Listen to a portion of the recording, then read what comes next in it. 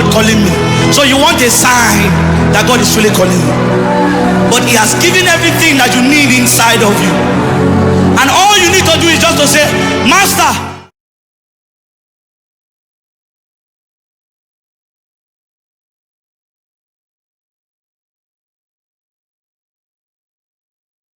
ce soir, je veux parler d'un thème très sensible que tous les chrétiens vont suivre.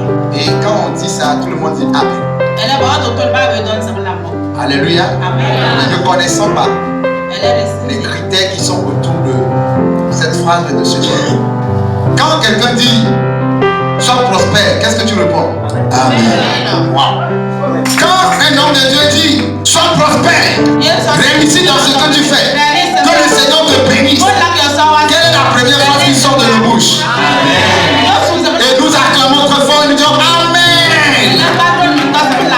En réalité, la prospérité, c'est un hôtel qu'on bâtit. Donc la prospérité n'est pas seulement une phrase, n'est pas seulement une attitude, mais c'est tout un hôtel qu'on bâtit pour demeurer dans la prospérité. Quand on parle de la prospérité, et ça contamine beaucoup de domaines de notre vie. Plusieurs chrétiens sont contents quand on parle de la prospérité. Mais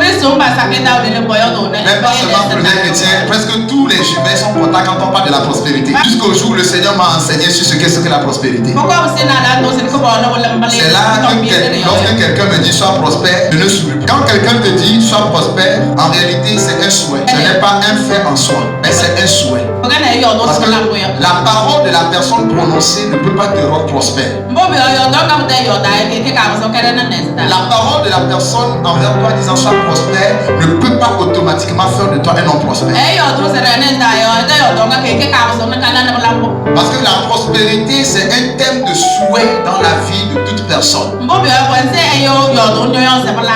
Et dans la parole de Dieu, le Seigneur m'a appris certaines choses et il m'a parlé de ce qu'est un hôtel de prospérité, de principe spirituel, de payer sa dîme. Alléluia. Amen. On ne donne pas la dîme, mais on paye la dîme. Alléluia. Amen. Si tu avais appris qu'on donne la dîme, je rectifie ça. On ne donne pas, mais on paye. Une chose qu'on donne, on est libre de donner.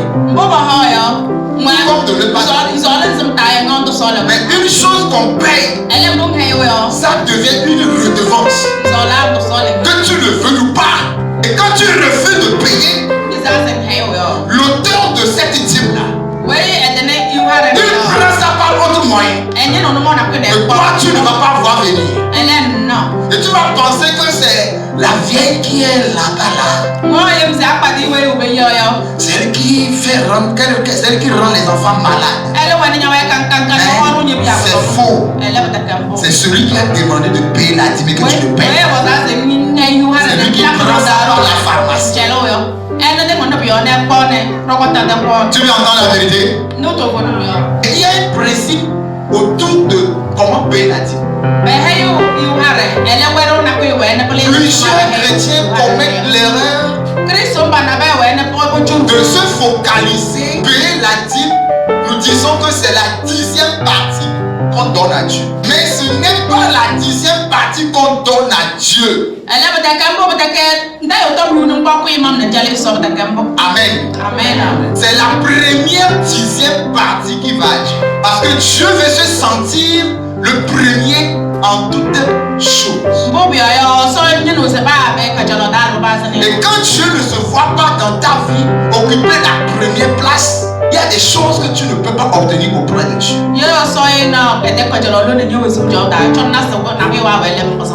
avant de commencer par payer la dîme, on ne paye pas aussi la dîme en l'air. On paye la dîme lorsqu'on déclare nous avons commencé quelque chose. Et ce quelque chose que tu as commencé s'appelle quoi? Le prémisse. Le prémisse de ton revenu doit aller à Dieu. Ça c'est déclarer à Dieu que j'ai commencé quelque chose.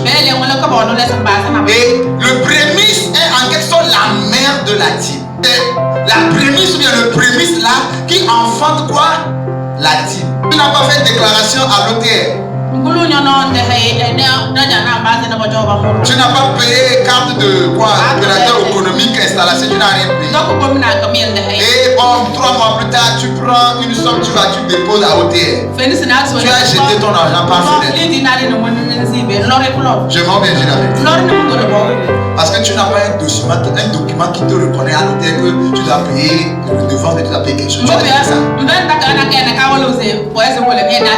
Et la plupart de nous, les chrétiens, nous commettons ces erreurs-là. Nous travaillons, on nous a payé notre premier salaire, on n'a pas donné la prémisse, mais nous donnons la dîme. Ça, c'est jeter l'argent par la fenêtre.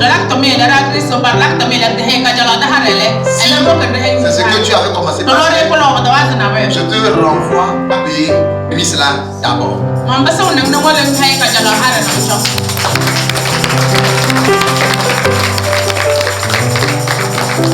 Paye ça d'abord.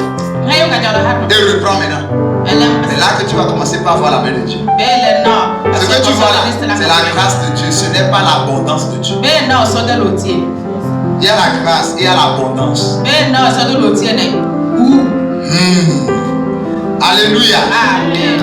Je suis en train de brosser pour que quand je vais arriver sur là où je veux aller là, vous puissiez comprendre. Amen.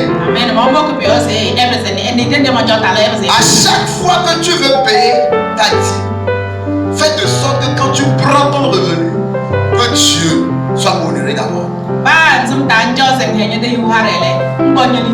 Quelqu'un va dire, bon, comment je vais faire? Il y a 1000 moyens pour le faire. J'ai pris mon argent, je n'ai pas la monnaie. Alléluia.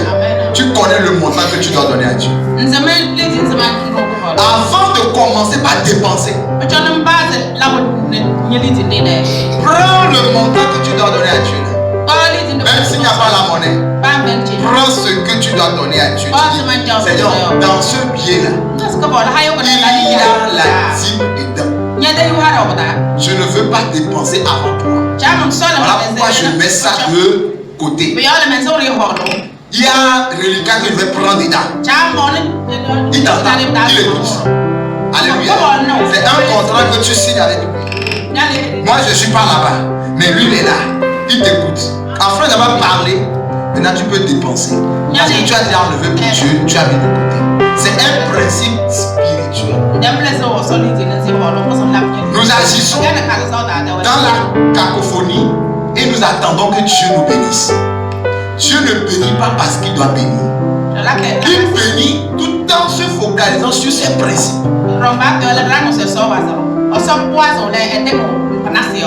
Dieu ne bénit pas parce qu'il veut bénir. Il bénit ceux qui obéissent à ses principes. Parce que le principe est le commencement de toutes choses. Le principe est le témoin fidèle. Il est l'amen. Il est le commencement, l'alpha et l'oméga. Alléluia. Et au moment où tu ne respectes pas les principes de la parole de Dieu et que tu t'engages à faire des choses, tu ne peux pas avoir des résultats. Quand vous lisez dans Apocalypse 3, le verset 14, si j'ai bon mémoire, il dit ainsi dit l'amen, le témoin fidèle, le véritable, le commencement de la création de Dieu. Amen. Le commencement, le témoin fidèle, c'est lui le véritable. C'est lui Jésus-Christ. C'est par lui que toute chose a été faite. Toute chose subsiste par lui. Et rien n'existe sans lui. Et quand tu le mets de côté et que tu veux avancer, tu ne peux pas avancer. Si aujourd'hui le monde est en train d'aller à la dérive, c'est parce que le monde a mis Jésus de côté. Et